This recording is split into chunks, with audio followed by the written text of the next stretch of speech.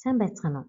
2024-өөс 2025 оны хичээлийн жилд Орхон аймгийн гадаад хэлний багш нар хэлхийн дөрвөн чадвараар 6 мэргэжлийн багш нарын бүлэгт хуваагдсан ажиллаж эхэлсэн. Та бүхэндээ PWP Listening мэргэжлийн багш нарын бүлгийн үйл ажиллагааны танилцуулгыг хүргэж байна. Сонсох чадварыг шат дараатай үр дүнтэй заахын төлөө хамтран 2 дахь жилдээ ажиллаж байна.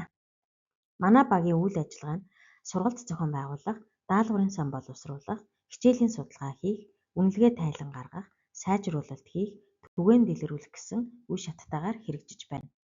Сонсох чадварыг хөгжүүлэх мэргэжлийн багш нарын бүлэгт 1, 7, 13, 17, 18 дугаар сургуулийн 12 багш ажиллаж байна. Сонсох чадвар нь гадаад хэл сурах процессын хамгийн үндсэн суурь бөгөөд бидний тодорхойсноор хэлний шалгалтын 20-30%-ийг сонсох дасгал эзэлдэг. Хэлхүйн бусад чадвараас хамгийн бага шалгагддаг нь сурагчдын үнэлгээнд нөлөөлдөг. Багш нарын хувьд сонсох дасгал заах арга зүй дутмаг байдаг. Иймээс PWP Listening үе шатуудын дагуу сонсох хичээлийг зохион байгуулах арга зүйг англи хэлний багш нар эзэмшиж, сурагчдын сонсоод ойлгох чадварыг хөгжүүлэхэд дэмжлэг үзүүлэх, бусад мэргэжлийн багш нарт арга туршлагаа түгээн дэлгэрүүлэх гэсэн зорилгыг тавин ажиллаж байна. Бид мэргэжлийн бүлгээ байгуулж, төлөвлөлтийн дагуу ажилласнаар асуудлыг шийдвэрлэсэн. PWP Listening арга зүйг товч тайлбарлахад сонсохын өмнө сурагчдыг сэтэлжүүлж, сонсох агуулгад бэлтгэх, өмнөх мэдлэгийг баттгах чиглүүлдэг.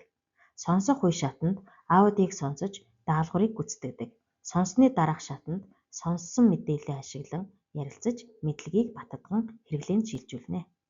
Үе шат бүрд тус бүр 10 аргыг нийт 30 арга зүйг боловсруулан хичээл туршиж хэрэгжүүлж гарын авлага бэлтгэн багш нарт хүргэлээ.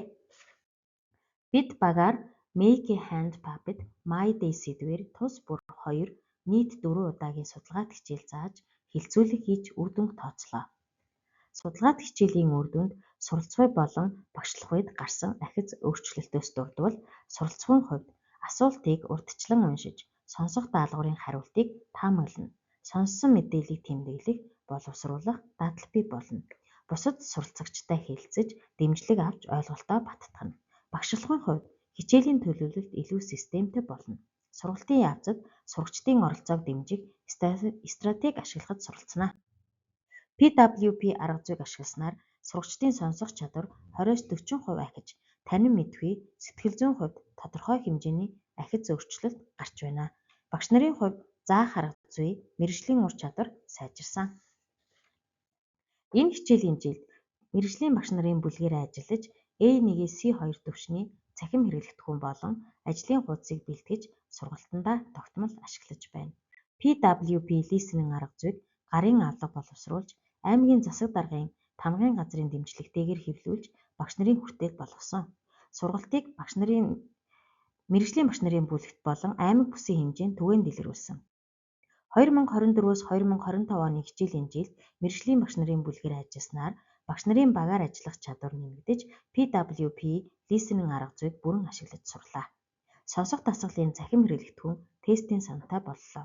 Хичээлийн судалгааг үр дүнтэй хийж, арга туршлагаа аймаг бүсийн хэмжээнд 130 багшид түгээн дэлгэрүүллээ. 2025-аас 2026 оны хичээлийн жилд ялгаатай түвшний даалгавар боловсруулж, хамтын ажиллагааг тогтмолжуулан, сурагчдын дунд сонсох чадварыг олимпиад зохион байгуулах зорилтыг тавин ажиллаж байна.